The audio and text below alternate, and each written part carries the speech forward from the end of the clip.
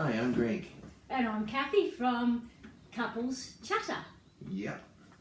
Just fresh off the blocks, and so we were working out what we wanted to do today, and I think you had a problem that was happening.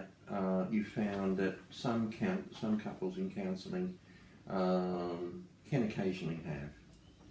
Yeah, I think we were talking about what have we learnt in our marriage, and one of the things we found took a while for us to adjust and how to work with was, for me, I'm probably blunt in a way, I guess, when I say something, where for Greg he's quite sensitive.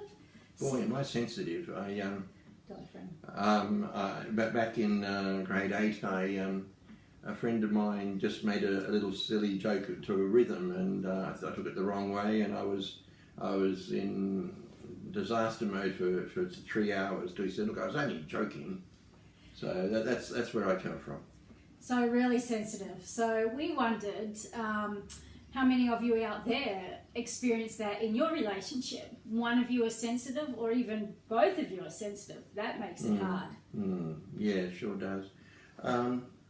I think that one of the things that was really important for me once we realised that was true was that I needed to remember I know who Kathy is, and sometimes there'd be things that that sounded a little bit, and yet when I think about I know who Kathy is, I really knew that couldn't be so, really.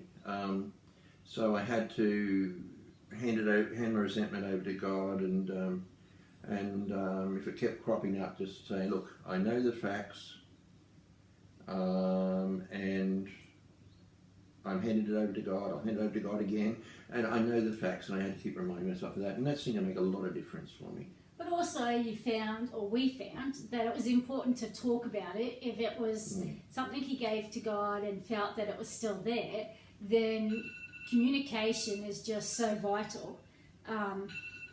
Just really important, wasn't it? So that I could learn, because I'm not always perfect, not generally perfect, but I think one of the things there is that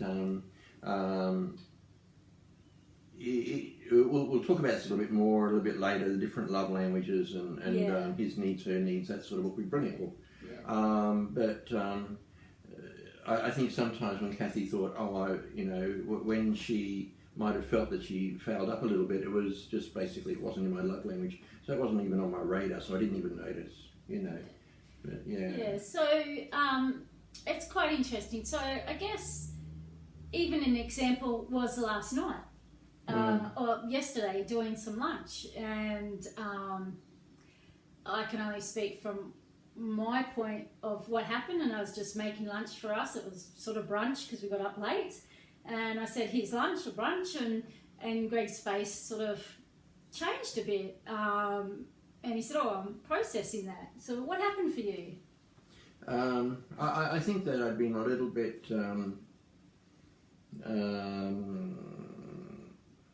I had something else in my mind, and I wasn't really quite fully present, and I just I thought, she hasn't said that with as much love as she sometimes does. So I was thinking, okay, what's happened, and sensitive.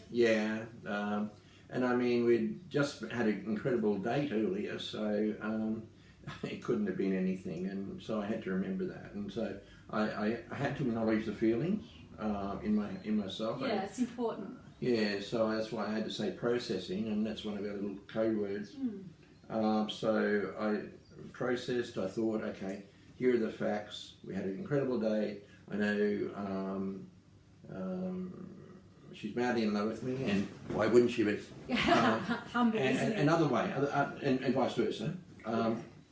So I had to realise that this was just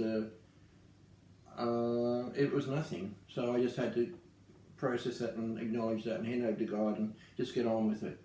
Yeah, and it's interesting because I've learnt to let him process. If he says processing, then I trust that he's going to work that through. And if it's still there and we need to talk about it, then I trust he'll come and talk to me. But communication is so important, because it was funny, because in my mind, and those who are in the relationship listening to this who aren't sensitive and are thinking, oh man, I've been through that. I was saying to Greg yesterday, you know, the thought in my mind was, oh man, what have I done wrong now? What have I said this time? Because it can be hard sometimes and exhausting for the one who's not so sensitive.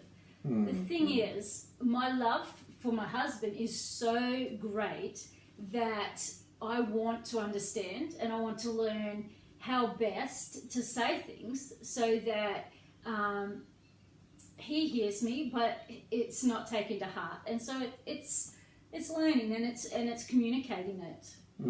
Yeah, and see, I'm learning too. I've realised that I'm sensitive, and the thing is, so there might be one particular aspect that we talk about, and I say, you know, and I say, oh, I understand now, or, you know, and then, but you see, it doesn't change who I am immediately. So what will happen is that I'm bound to maybe a week, maybe 2 weeks, maybe 3 weeks later, the same situation will come up, and again, I feel the same thing. And you know, you don't change a habit overnight, or you can change who you are, you can change habits, but it doesn't happen overnight. So it takes... But it will happen. Yes, it does. It's amazing.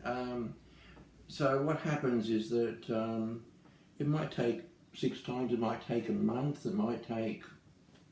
So those who are like my personality, it's patience. But what you learn in marriage is it's no longer about you. And often that's what I say to myself, it's not about me. And I guess the same for Greg, but it's not about me now. I'm in a marriage. It's about how I can put my husband first. And so he's right. Firstly, you're not in the other person's head. And we often say that. I'm not in his head. I can't know what he's thinking. And no matter how long you've been married, psychologists agree, you can never, ever know what's in their head. You can never. Yeah. You do learn some things, I guess, along the way. But, you know, unless you speak it, the other person can't guess it. And us women, we're pretty bad, aren't we? Because we think, oh, the husband should know exactly what I'm thinking or feeling. But how can he unless we tell him? And so I guess there's a few things with learning about the process, with one being sensitive and the other not. And Greg, you said something really brilliant and powerful before, and that's that he acknowledges he's sensitive. And I think that's the first port of call, is to acknowledge who you are, what your personality is. It's not a bad thing. It's a beautiful gift, actually.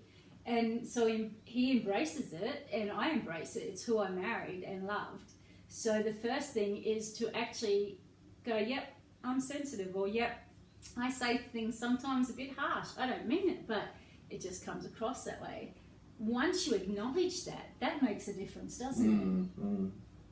Yeah, and so if you feel that something is, you know, there's something there and you're not quite sure whether there's something to worry about or not, consider their heart. If it still niggles, talk about it with them. I think it's really important not to go to bed, Never. You know, with it there, because it's sort of like it sets it, and in the morning it's just that little bit harder to get back to where you were, you know. And so if you can't talk about it, just give them the benefit of the doubt before you go to bed, I reckon. And you know, with the communication, some of the things that are vital is when you're talking about it, it's got to be right timing, because if Greg's exhausted, or I'm exhausted, or angry, or you've got kids and they're annoying or whatever, that's not a good time to talk about it, but don't leave it too long.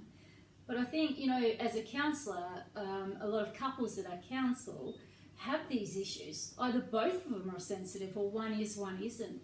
And it's about learning, and what Greg and I do, and we talk about it, and often when I explain where I was coming from, he goes, oh, that makes sense. Or one of the things I've learned, a tool, is to say to Greg, how best could I have said that?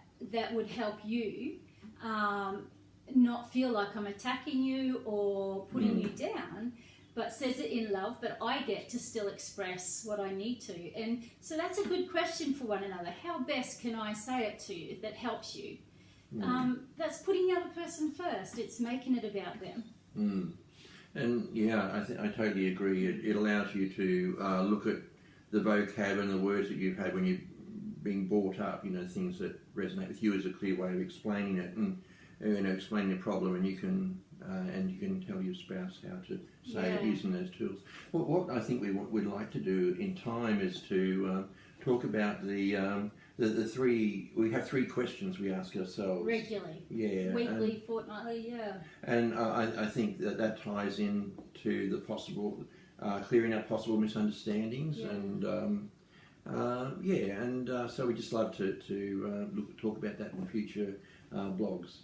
So it's been really great to just have this first year together to talk to you, and we're really passionate about helping couples learn to just love each other. And don't forget, even in your discussions, have a laugh. We laugh sometimes about Greg being sensitive or me being sensitive. It's not laughing at one another, in a negative way. It's just being able to laugh together and love each other and, bring God into everything, I think.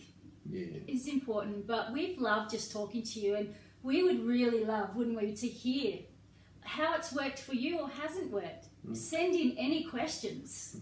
Right at the bottom of the blog, you'll find a form.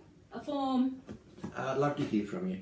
And it's just a privilege to be able to do this and help in marriage. And look, any questions you have or things you'd like us to discuss about, please send in the contact form with your questions.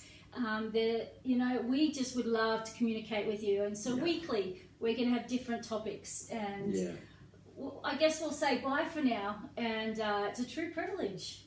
Yeah, thank you. Blessings to you all.